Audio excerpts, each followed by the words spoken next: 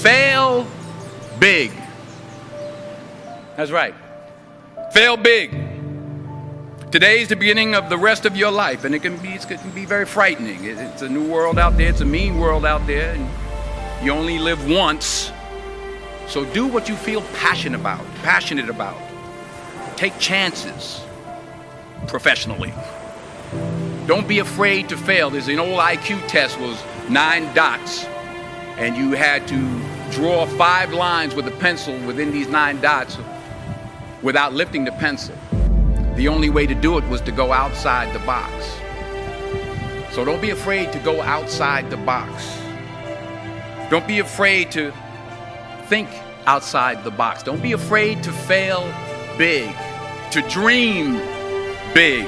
But remember, dreams without goals are just dreams.